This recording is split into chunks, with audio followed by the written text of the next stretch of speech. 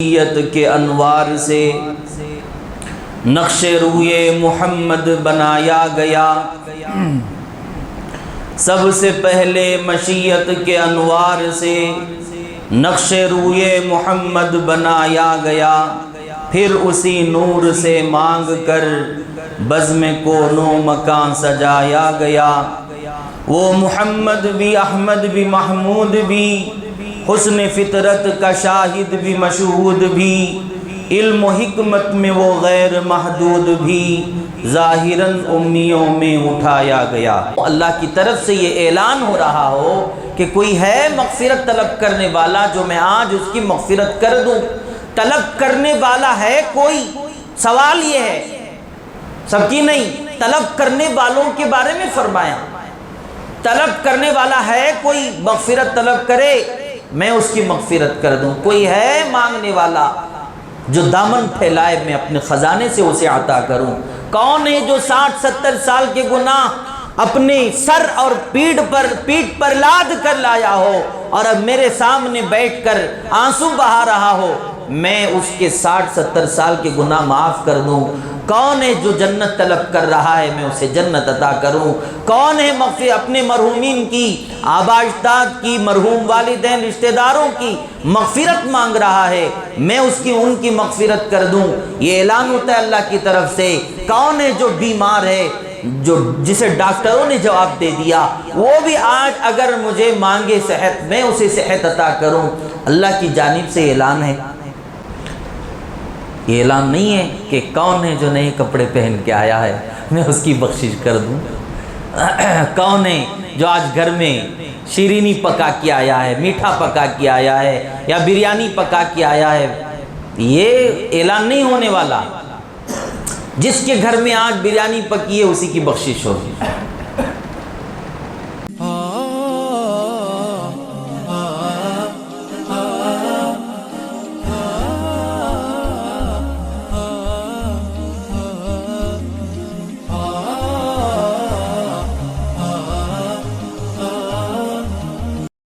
کے انوار سے نقش روئے محمد بنایا گیا۔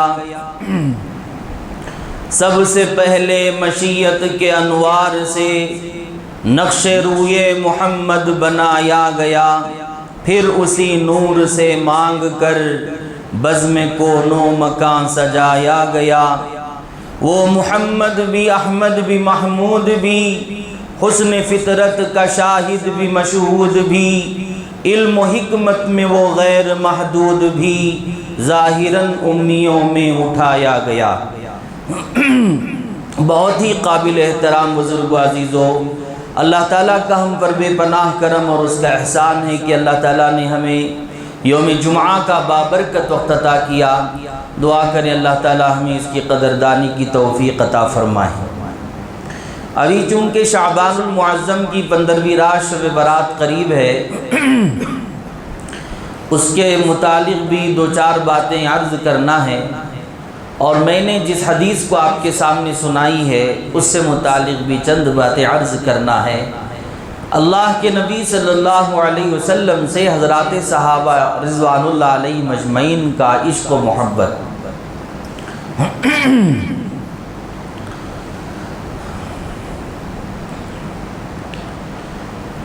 ساری امت کے لیے یوں سمجھیے کہ قیامت تک آنے والے مسلمانوں کے لیے حضرات صحابہ نمونہ ہیں۔ ایک ایک صحابی کا مقام اور مرتبہ یوں ہے۔ نبی علیہ السلام کی اس ایک حدیث سے ہمیں اندازہ ہوتا ہے کہ اللہ کے نبی نے فرمایا میرے صحابہ تو ستاروں کے مانند، جس نے بھی ان میں سے کسی ایک کی اتباع کر لی وہ بھی جنت میں جائے گا۔ آپ علیہ السلام کو حضرات صحابہ پر، آپ کے رفقا پر، آپ کے جانثاروں پر یوں محبت تھی اور اتنا اطمینان تھا، بھروسہ تھا کہ مرنے تک، آخری سانس تک اللہ اور اس کے رسول سے محبت کریں گے، قرآن و سنت کے مطابق زندگی گزاریں گے۔ آپ نے فرما دیا کہ ان میں سے کوئی کسی کی بھی اتباع کر لے، آپ نے یقین کر کے فرما دیا ہے کہ وہ جنت میں جائے گا، اس لیے کہ صحابہ کے نقش قدم پر چلنے والا وہ قرآن و حدیث کے نقش قدم پر چلتا ہے، اس میں کوئی شک و شبہ نہیں۔ آپ علیہ السلام سے یوں محبت، ایسا عشق، محبت ہوتی ہے، محبت دوست سے ہوتی ہے، محبت گھر سے ہوتی ہے، محبت مکان و دکان سے ہوتی ہے، محبت پتہ نہیں کتنی چیزوں سے ہوتی ہے۔ محبت کا جو اعلیٰ درجہ ہوتا ہے اسے کہا جاتا ہے عشق، اس سے زیادہ نہیں ہوتا محبت۔ عشق کا جو آخری، محبت کا جو آخری درجہ ہوتا ہے اسے کہتے ہیں عشق۔ اللہ کے نبی صلی اللہ علیہ وسلم سے حضرات صحابہ محبت نہیں کرتے تھے بلکہ عشق کرتے تھے۔ محبت کا جو آخری درجہ عشق ہے وہ حضرات صحابہ اللہ کے نبی سے کیا کرتے، کہا کرتے یا اے اللہ کے رسول آپ پر ہم بھی قربان، ہمارے اولاد قربان، والدین قربان، جان مال قربان، سب کچھ آپ پر قربان ہے۔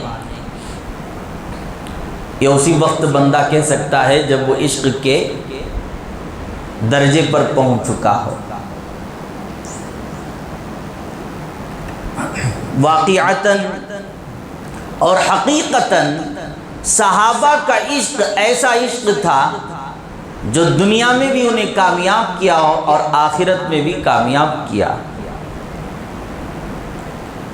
اس وقت جو حقیقت تھی، واقعتاً محبت حضرات صحابہ نے کیا، اور جو انہوں نے حقیقی محبت کی، آج بھی وہی محبت ہے، حقیقی محبت، اور قیامت تک وہی محبت رہے گی۔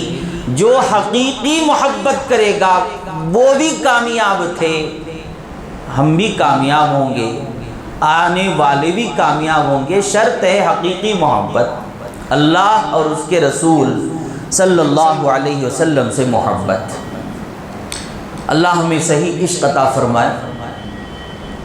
ہمیں چاہیے کہ عشق و محبت کی کہانیاں سنیں، عشق و محبت کی باتیں سنیں، واقعات سنیں، آپ سے کیسی محبت، کس درجے کی محبت حضرات صحابہ نے کی ہے۔ جلدی چند باتیں عرض کر دیتا ہوں۔ ایک صحابی رسول صلی اللہ علیہ وسلم پریشانی کے عالم میں آئے اور آپ صلی اللہ علیہ وسلم سے کہا اے اللہ کے نبی میں ایک بات سے بہت پریشان ہوں۔ اللہ کے نبی نے پوچھا بتاؤ تو صحیح وہ کون سی بات نے تمہیں پریشان کر رکھا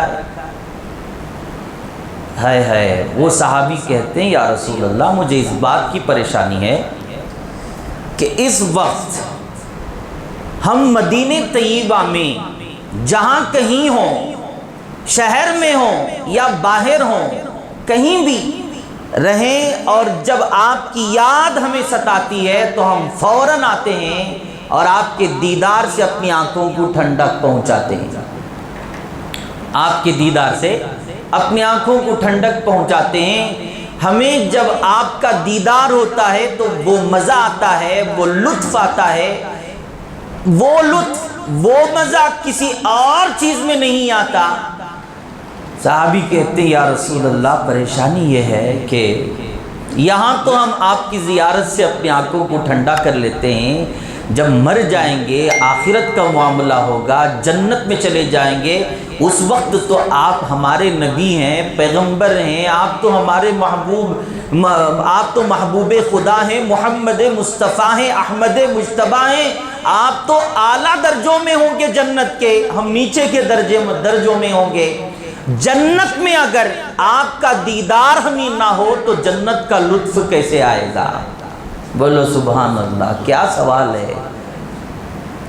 صحابی رسول صلی اللہ علیہ وسلم محبت کی وجہ سے پریشان۔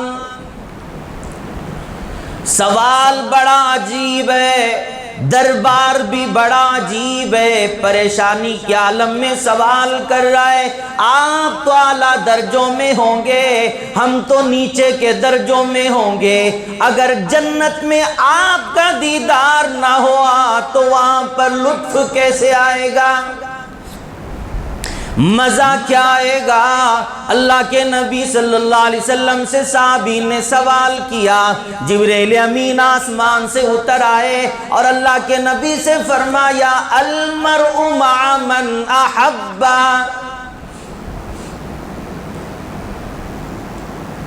امام الانبیاء صلی اللہ علیہ وسلم نے اس صحابی کو بلایا، خوشخبری سنائی، اللہ کے نبی نے فرمایا جس سے محبت ہوگی وہ جنت میں اسی کے ساتھ ہوگا۔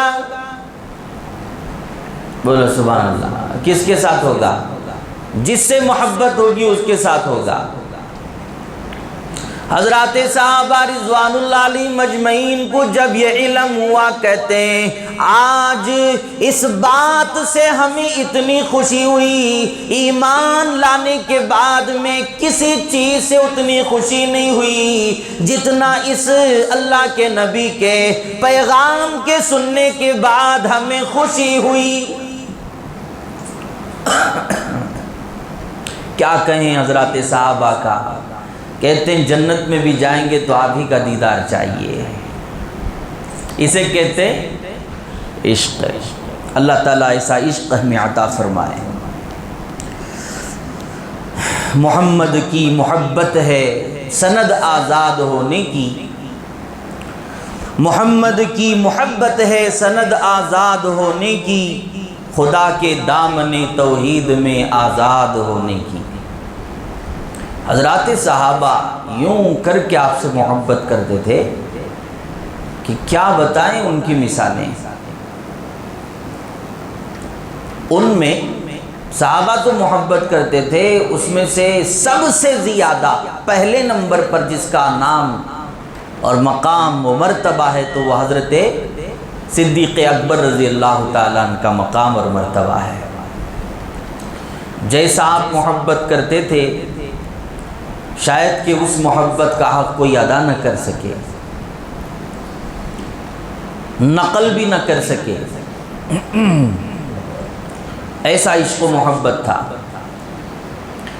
حافظ ابن حجر رحمۃ اللہ علیہ فرماتے ہیں کہ ایک محفل سجی ہوئی تھی، اس محفل کے اندر اللہ کے نبی صلی اللہ علیہ وسلم اپنے جانثاروں کے درمیان میں یہ بات عرض کی کہ مجھے 3 چیزیں بہت پسند ہیں۔ کتنی چیزیں؟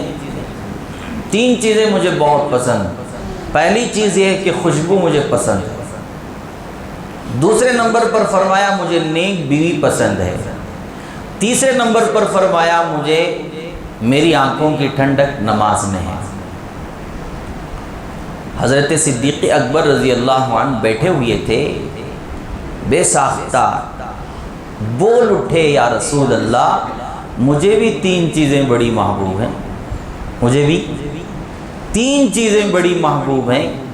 پہلا تو میں آپ کو دیکھتا رہوں، مجھے یہ چیز پسند ہے۔ دوسرا یہ ہے کہ میں اپنا مال اپنا جان آپ پر قربان کر دوں، مجھے یہ بھی پسند ہے۔ تیسرے نمبر پر فرمایا میری دختر نیک اختر میری بیٹی آپ کے نکاح میں ہے، مجھے یہ بہت زیادہ پسند ہے۔ اس سے پتہ چلتا ہے کہ ان الفاظ سے ان باتوں سے واضح ہوتا ہے کہ حضرات صحابہ کا منبع مرکز محور کون تھے۔ ہم بلا شک و شبہ کہہ سکتے ہیں وہ میرے اور آپ کے آقا محمد عربی صلی اللہ علیہ وسلم ہی تھے اور کوئی نہیں تھے۔ یوں محبت۔ ہجرت کا موقع تھا، حالات یوں بدلے ہوئے تھے کہ آپ اندازہ نہیں کر سکتے۔ ہجرت سے پہلے حالات کچھ اس طرح بن گئے کہ اللہ نے حکم فرمایا کہ اب یہاں سے ہجرت کرو، نکلو۔ کبھی کبھی موقع ایسا ہوتا ہے کہ دینداروں کو اللہ والوں کو ہجرت کرنے کا حکم ہوا تھا، اللہ کے نبی صلی اللہ علیہ وسلم پہنچے رات کے وقت میں حضرت صدیق اکبر رضی اللہ عنہ کے گھر۔ وہاں پہنچ کر جو ہی دستک دی فوراً دروازہ کھلا۔ آپ صلی اللہ علیہ وسلم نے حضرت صدیق اکبر رضی اللہ عنہ سے پوچھا، صدیق آپ سوئے نہیں، جاگ رہے تھے؟ کہنے لگے ہاں یا رسول اللہ صلی اللہ علیہ وسلم، میں تو جاگ رہا تھا، میں سویا نہیں تھا۔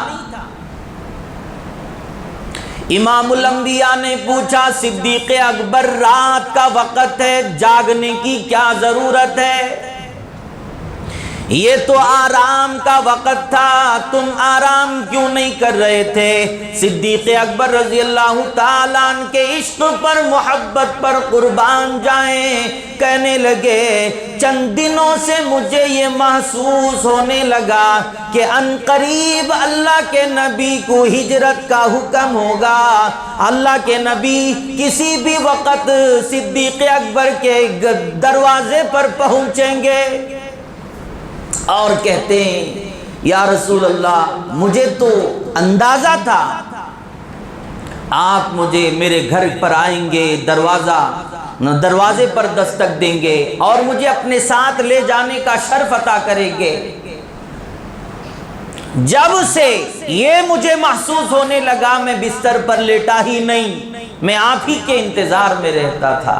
واہ واہ، سبحان اللہ، کیسا عشق تھا، محبت تھی۔ آخر کار اللہ کے نبی صلی اللہ علیہ وسلم حضرت صدیق اکبر دونوں مل کر چلے غار ثور کی طرف۔ کدھر چلے؟ غار ثور کی طرف چلے۔ راستے میں اللہ کے نبی صلی اللہ علیہ وسلم جو چل رہے تھے، ایک مقام ایسا بھی تھا جہاں پر آپ پنجوں کے بل چل رہے تھے، ہاتھ ٹیک کر چل رہے تھے۔ اس میں حکمت یہ تھی کہ دشمنوں کو پتہ نہ چلے کہ یہاں سے اللہ کے نبی گزرے ہیں۔ اس سے یہ بات بھی ثابت ہوتی ہے کہ دشمنوں سے بچنے کے لیے کچھ تدابیر اختیار کر لینا یہ بھی سنت ہے۔ نہیں اللہ پر بھروسہ ہے، کون کیا کرے گا یہ کہنا نہیں چاہیے، تدابیر اختیار کرنا چاہیے، کیونکہ دارالاسباب ہے جہاں ہر چیز کا کوئی نہ کوئی سبب ہے، ہر معلول کی کوئی علت ہے، ہر اثر کا کوئی مؤثر ہے۔ تو یہ چیزیں اللہ کے نبی صلی اللہ علیہ وسلم سے ثابت ہیں۔ دشمن کچھ نہیں کر پاتے، اللہ ہی کر پاتے ہیں، کوئی کچھ بگاڑ نہیں پاتا، لیکن تدبیر کی بھی ضرورت پڑتی ہے، بچنا بھی چاہیے۔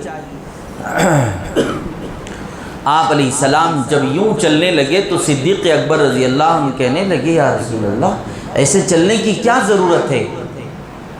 آپ میرے رہتے ہوئے اس طرح تکلیف سے چلیں، صدیق تمہارے سامنے حاضر ہے، آپ میرے کندھوں پر سوار ہو جائیں۔ ہائے ہائے، اللہ کے نبی صلی اللہ علیہ وسلم حضرت صدیق اکبر رضی اللہ عنہ کے کندھوں پر سوار ہوتے ہیں۔ بولو سبحان اللہ، کیسی شخصیت ہیں آپ، کیسا مقام ہوگا آپ کا، مرتبہ ہوگا، جن کے کندھوں پر امام الانبیاء بیٹھ گئے ہوں۔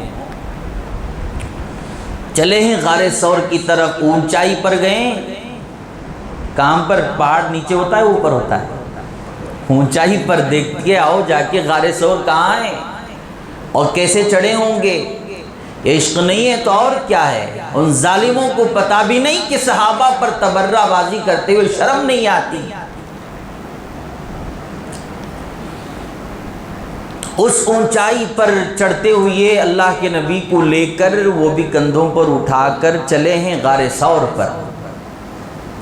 وہاں پہنچنے کے بعد سب سے پہلے آپ کو باہر رکا کر اس غار ثور کے اندر پہنچے ہیں۔ جلدی جلدی میرا محبوب اندر آ رہا ہے، صفائی کیے ہیں، صفائی کرنے کے بعد جو کچھ وہ کرنا تھا وہ سب کچھ کیے، پھر اللہ کے نبی کو اندر بلا لیا اور بلا کر آپ صلی اللہ علیہ وسلم کو اپنے گود میں سلایا۔ بولو سبحان اللہ، کہاں پر؟ گود میں سلایا۔ سیرت کی کتابوں میں لکھا ہے کہ جو غار ثور کے اندر ایک سوراخ تھا جو بند نہیں کر پائے تھے، حضرت ابو بکر رضی اللہ عنہ تو آپ کو گود میں سلائے تھے، مگر پیر کے پنجے سے اس سوراخ کے منہ پر رکھے ہوئے تھے پنجہ، تاکہ اس سے کوئی موذی جانور نہ جائے، آپ کو تکلیف نہ ہو جائے، کوئی خلل نہ پیدا ہو جائے آپ کے آرام میں، تو یوں بند کیے ہوئے تھے۔ اس میں سانپ تھا، اس نے ڈسا۔ کہنے والے یہ بھی کہتے ہیں کہ وہ تو انتظار میں تھا کہ وہ نبی کی زیارت کرے، مگر حضرت صدیق اکبر رضی اللہ تعالیٰ نے وہ راستہ جو بند کیا تھا اس نے مجبوراً کاٹا۔ تو بہرحال سانپ نے کاٹا، اب سانپ کاٹے اور زہر کا اثر نہ ہو یہ ممکن نہیں۔ سانپ نے جب کاٹا، اثر کرنے لگا، تو حضرت صدیق رضی اللہ تعالیٰ عنہ برداشت کرنے لگے، آنکھوں سے آنسو جاری ہو گئے، اور اللہ تعالیٰ نے حضرت صدیق اکبر کو وہ مقام بھی دینا تھا۔ وہ آنسو جو نکلے اور آنسو گرے تو اللہ کے نبی صلی اللہ علیہ وسلم کے رخسار پر گرے۔ کہاں گرے؟ آپ صلی اللہ علیہ وسلم کے رخسار پر گرے۔ آپ علیہ السلام کے آنکھ کھل گئی، آپ کی آنکھوں میں آنسو دیکھا۔ پوچھا صدیق کس بات نے آپ کو رلایا ہے؟ کیوں آپ رو رہے ہو؟ آپ کے ساتھ میں ہوں، محمد الرسول اللہ صلی اللہ علیہ وسلم آپ کے ساتھ موجود ہوں، آپ کو کس بات کی فکر ہے؟ میں تمہارے ساتھ موجود ہوں، اور تمہیں کس نے رلایا؟ اللہ کے حضرت ابو بکر رضی اللہ تعالیٰ نے یہ واقعہ بعد میں بتایا کہ سانپ نے کاٹا ہے۔ اس سے پتہ چلتا ہے، ایک شاعر کہتا ہے اس پر بھی کہ آنسو گرا ہے روئے رسالت مآب پر، آنسو گرا ہے روئے رسالت مآب پر، قربان ہونے آئی ہے شبنم گلاب پر، قربان ہونے آئی ہے شبنم گلاب پر۔ اللہ نے وہ مقام بھی انہیں عطا کرنا تھا کہ آنسو گرا تو کہاں گرا، ہمارے آنسو گرتے کہاں پر ہیں؟ مصلی پر تھوڑی گر رہے ہیں۔ اللہ ہمارے بھی آنسو کی لاج رکھ لے، اچھی جگہ بہانے کی توفیق عطا فرمائے۔ امت کے لیے، امت کی فکر میں، اللہ کی رضامندی کے لیے، اللہ کی محبت میں، رسول اللہ کی محبت میں ہمارے بھی آنسو گرے، تاکہ وہی آنسو ہمارے نجات کا ذریعہ بن جائیں۔ ہو سکتا ہے وہی نجات کا ذریعہ بھی بنیں گے۔ توبہ کے آنسو، ندامت کے آنسو، محبت کے آنسو، اللہ اور اس کے رسول سے جو محبت ہوتی ہے اس کے آنسو، جہنم کے جو خوف کی وجہ سے ہوتے ہیں وہ آنسو، یہ رائگاں نہیں جاتے، ضائع نہیں ہوتے۔ اللہ ان آنسوؤں کی لاج رکھتے ہیں اور اس کا اجر عطا فرماتے ہیں، بس اس غرض سے آنسو نکلنا چاہیے۔ اللہ ہمارے آنسوؤں کو بھی جاری فرما دے۔ ہمارے آنکھ تو اس وقت خشک ہو چکے ہیں، ٹھنڈے ہو چکے ہیں، سوکھ چکے ہیں۔ اللہ اور اس کے رسول کی محبت میں، اللہ کے خوف میں ہمارے آنسو بہتے نہیں۔ ہمیں دعا کے وقت بھی رونا نہیں آتا۔ آپ علیہ السلام نے فرمایا اللہ سے مانگو تو دعا کے وقت رویا کرو۔ آخری درجے میں فرمایا اگر رونا نہیں آ رہا ہو تو کم از کم رونے کا چہرہ تو بناؤ، نقل تو کرو رونے کی۔ نقل کرنے کے لیے عقل بھی ہونا چاہیے۔ ہم عقل میں بھی نہیں ہیں، عقل بھی پیچھے ہے ہماری، نقل بھی نہیں کرتے تو کیا ہوگا؟ ہجرت کا موقع تھا، یہ واقعہ پیش آیا۔ جنگ تبوک کا موقع تھا، بڑا عجیب و غریب واقعہ ہے۔ کون اس کا بدلہ چکا ہے؟ جنگ تبوک کے موقع پر اللہ کے نبی نے اعلان فرما دیا کہ اپنے گھروں سے سامان لے آؤ، راہ خدا میں لگاؤ، اپنے گھر کا کچھ حصہ لاؤ، صحابہ نے جب یہ اعلان سنا تو صحابہ گھروں کی طرف روانہ ہو گئے، جا کے کچھ لائیں گے، اپنے گھروں سے سامان اٹھا کے لائیں گے۔ اس وقت ضرورت تھی اللہ کے راہ میں لگانے کی۔ حضرت عمر رضی اللہ تعالیٰ جب اپنے گھر کی طرف چلے سامان لانے کے لیے تو خیال ہوا کہ آج ابو بکر سے میں آگے بڑھ سکتا ہوں نیکیوں میں، آج میں ابو بکر سے آگے بڑھ سکتا ہوں نیکیوں میں، اس لیے کہ ابو بکر کے گھر سامان تھوڑا ہے اور ہمارے گھر زیادہ ہے، اور وہ تھوڑا لائیں گے اور ہم زیادہ لے جائیں گے، اللہ کے نبی ہم سے خوش ہو جائیں گے، ثواب میں ہم آگے بڑھ جائیں گے۔ صحابہ کی عادت تھی نیکیوں میں سبقت کرنا، ہماری عادت ہے مال میں سبقت کرنا، پیسے میں سبقت کرنا۔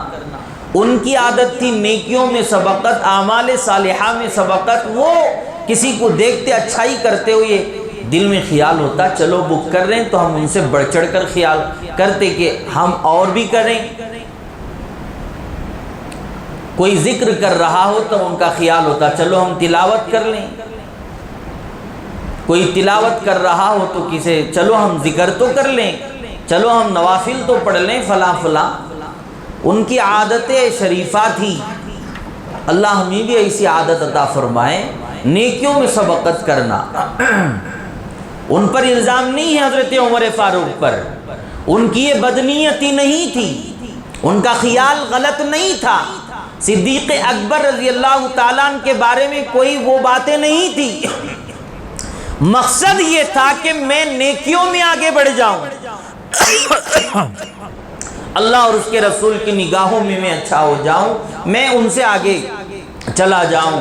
اس ارادے سے چلے تھے، جا کر اپنے گھر کا وہ جو سامان تھا ڈھیر سارا اس میں سے آدھا حصہ لے آئے، جتنا لے آنا تھا اٹھا کے لے آئے، اللہ کے نبی کے دربار میں پہنچے۔ آپ نے سوال کر دیا عمر کیا لائے ہو، گھر میں کیا چھوڑ کر آئے ہو؟ حضرت عمر رضی اللہ تعالیٰ عنہ فرماتے جب میں یہ آواز سنا، اللہ کے نبی کے سوال کو میں نے سنا، اسی وقت میرے دل میں خیال آیا اور میں اپنے آپ کو کہنے لگا عمر آج بھی تو ابو بکر کے آگے نہیں بڑھ سکتا۔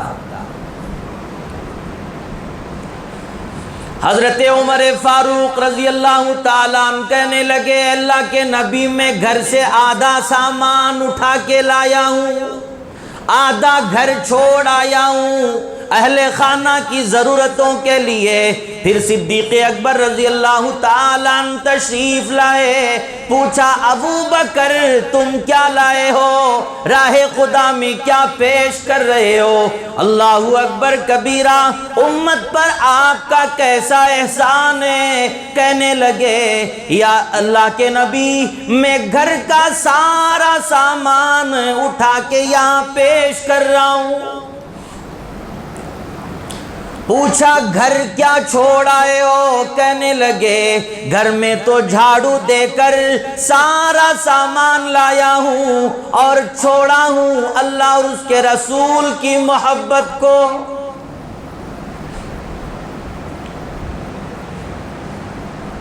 صدیق اکبر رضی اللہ تعالیٰ عنہ کے اس عشق کا، اس مقام کا، اس مرتبے کا اندازہ لگائیں کہ آپ آخر یوں محبت ٹوٹ کر کیا کرتے تھے، اسی لیے اللہ نے وہ مقام و مرتبہ عطا کیا۔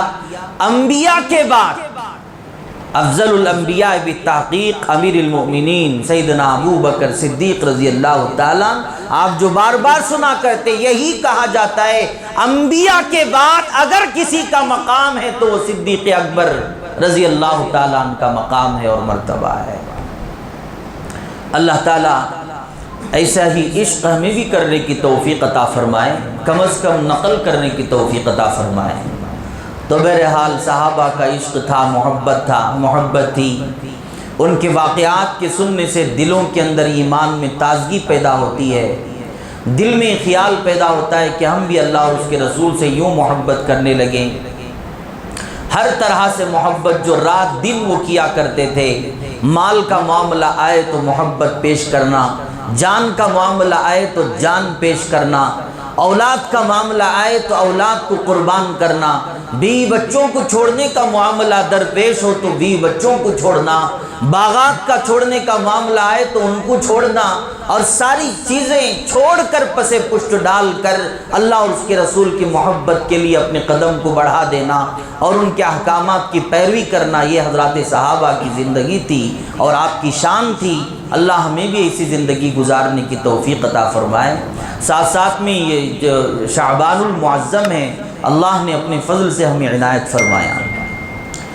کسے اللہ نے کیا کیا؟ ہمیں اپنے فضل سے عنایت فرمایا، اس لیے کہ پچھلے جمعہ بھی عرض کیا گیا کہ کتنے ایسے لوگ تھے ہمارے درمیان، خاندان کے اندر، رشتہ داروں کے اندر، پڑوس میں، گھروں میں کتنے جنازے اٹھ گئے، کتنے گھروں سے نکل گئے، کتنوں کے گھر غیر آباد ہو گئے، کتنوں کے گھر ویران ہو گئے۔ اللہ تعالیٰ نے ہمیں پھر بھی یہ موقع عنایت فرمایا ہے کہ تم پھر بھی شعبان میں پہنچ جاؤ، پھر بھی تمہیں شب برات عنایت کر رہے ہیں، پھر بھی ہم رمضان ہمیں عطا کر رہے ہیں۔ اللہ جب عنایت کر رہے ہیں تو اس کی ہمیں قدردانی کی بھی ضرورت ہے۔ اللہ خود فرماتے ہیں جب ہم نعمتیں دیتے ہیں تو اس کا شکر ادا کرنا چاہیے، شکر گزاری پر ہم مزید دے دیتے ہیں اور بھی دیتے ہیں۔ اللہ کا قانون ہے جتنا شکر گزاری ہوتی ہے اتنی نعمتوں سے نوازتے ہیں، اور ناشکری پر اللہ تعالیٰ نعمتوں کو اٹھا لیتے ہیں اور ختم کر دیتے ہیں، پھر عطا نہیں کرتے۔ اس لیے ہمیں چاہیے کہ ان کو نعمت سمجھیں۔ شعبان اللہ کی، رجب بھی اللہ کی نعمت، شعبان المعظم بھی اللہ کی نعمت، اور یہ تو پورے مہینوں کا سردار ماہ رمضان المبارک ہے جو قریب میں ہمارے پہنچ رہا ہے۔ پتہ نہیں اس سے پہلے ہماری زندگی ختم ہو بھی جائے تو یہ اللہ کی مرضی ہے۔ ہمارے سانس کب تک چلیں گے، ہماری روزی کب تک ہے، یہ کسی کو پتہ نہیں ہے۔ دانہ پانی ختم ہو گیا، سانس کا حصہ ختم ہو گیا، کفن دکان پر پہنچ چکا، یہ سب کے سب اللہ ہی کے علم میں ہیں۔ ہمیں چاہیے کہ دعا کا اہتمام کیا کریں اور شب برات کے موقع کو غنیمت جانیں، پہلے ہی سے پورے اعمال کو درست کر کے آئیں اور اللہ کو اس دن راضی کر لینے کی کوشش کریں گے انشاءاللہ تعالی۔ ضروری چیزیں اس میں کوئی نہیں ہے، ضروری ایک ہی چیز ہے، وہ یہ رات میں قیام کرنا، دن میں روزہ رکھنا، اتنا ہی ضروری ہے، کوئی اور ضروری چیز نہیں۔ نیا کپڑا خریدنا ضروری نہیں، خوشبو والا کھانا پکانا ضروری نہیں، فلاں چیزیں اشیاء کا لانا اور پکانا، یہ کوئی خاص ضرورت نہیں ہے۔ ضرورت ہے کھانے پینے کی، بس لینا، کھانا، پہننا، یہ ساری کی ساری باتیں زائد ہیں۔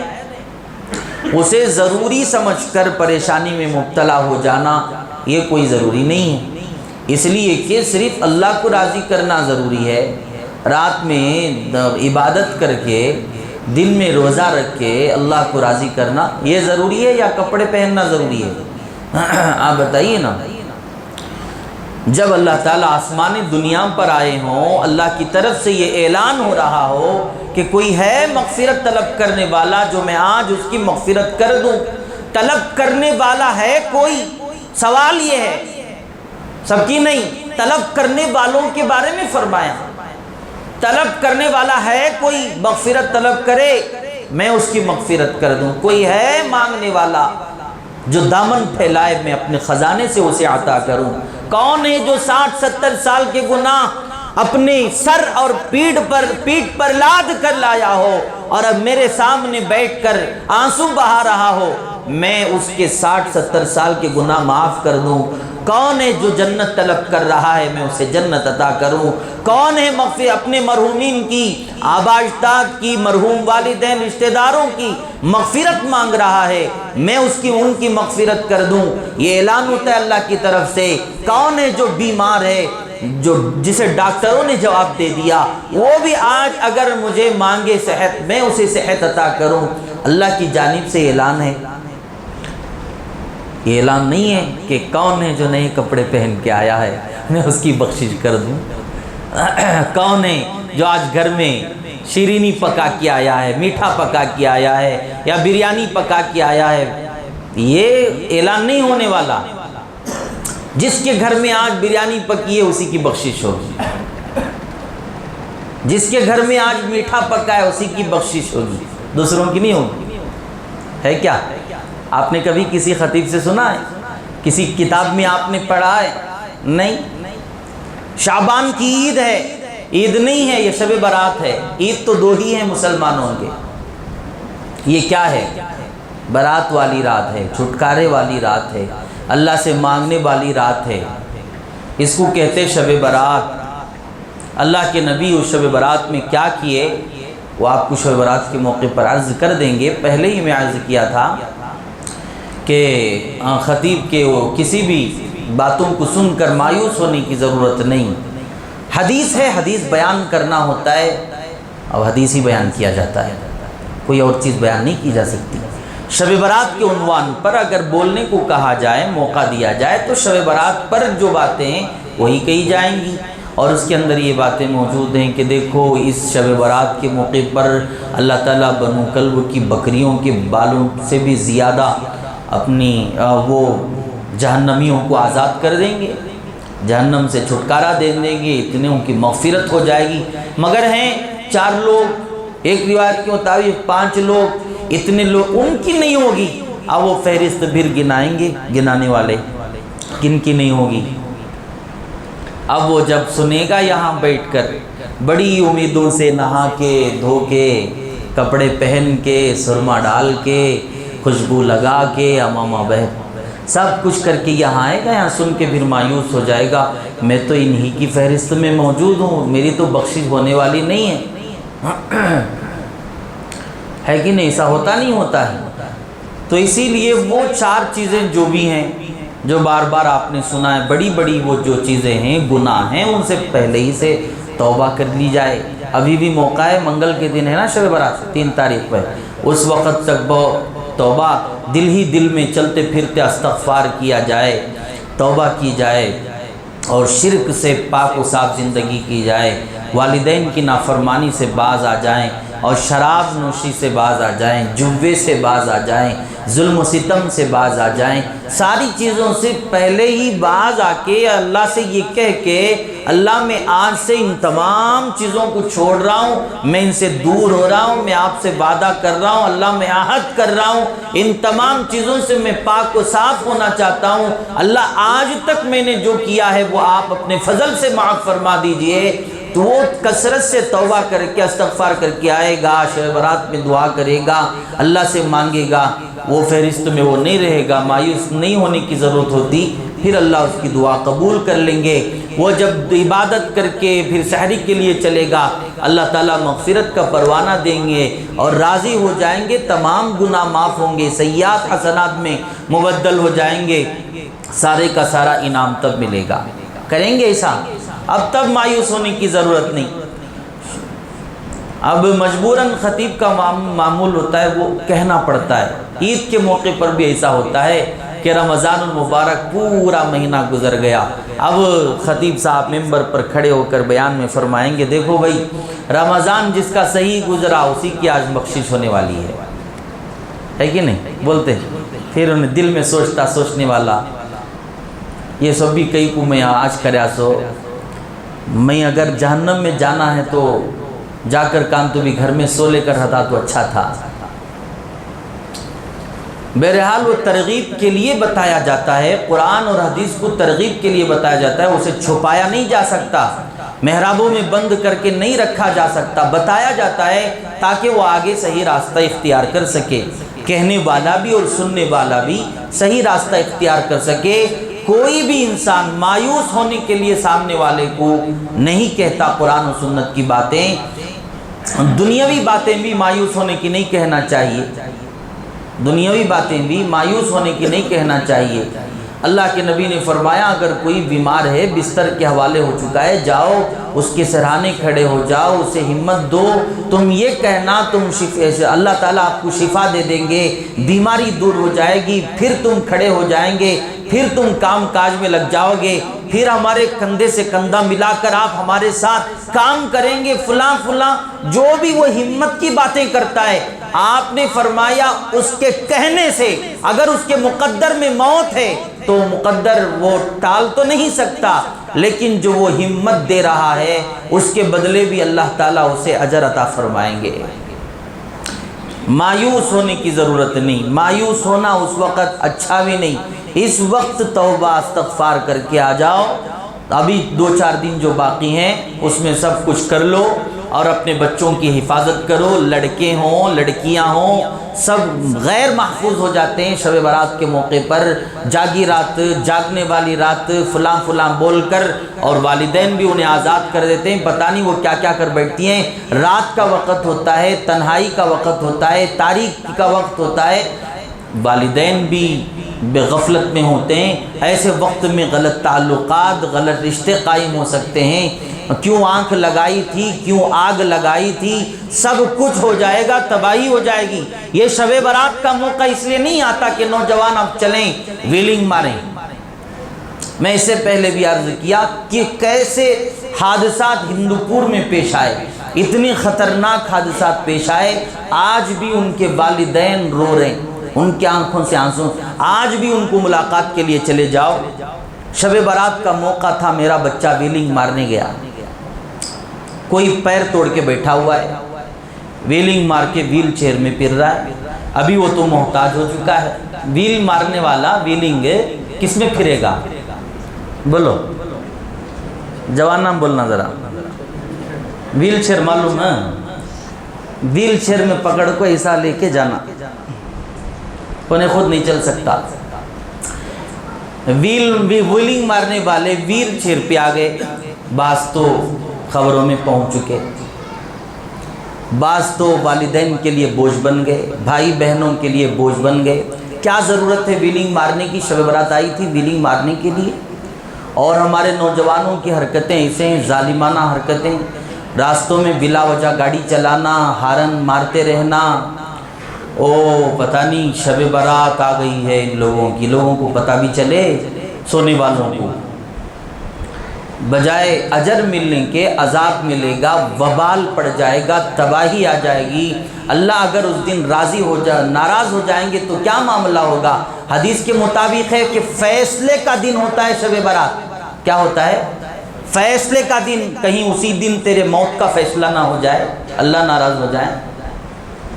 یہ تماشے بند کر دینا چاہیے، لڑکے ہوں لڑکیاں ہوں پورے محتاط طریقے سے اپنے گھروں میں پردے کے ساتھ رہ کر، عورتیں بچیاں سب گھروں میں عبادت کرنا چاہیے، اللہ کو منانا چاہیے، مرد حضرات بھی گھروں میں، اور نماز یہاں پڑھ کے، یہاں جو کچھ سننا ہے سن کے، یہاں پڑھو وہاں پڑھو، کوئی بھی غلط کام انشاءاللہ بولو نہیں ہوگا۔ بولو اللہ تعالیٰ ہر غلط کام سے ہم سب کی حفاظت فرمائے، حضرات صحابہ سے جیسا عشق و محبت ہمیں بھی عطا فرمائے، اور خصوصاً شب برات جو آ رہی ہے اللہ تعالیٰ اس کے بدلے میں اللہ تعالیٰ ہم سب کی بخشش فرمائے، شعبان کی قدردانی کی توفیق عطا فرمائے، رمضان المبارک کی اللہ تعالیٰ مجھے بھی اور آپ کو بھی اور ساری امت مسلمہ کو رمضان کی تمام نعمتیں اور برکتیں، رحمتیں، مغفرتیں عطا فرمائے۔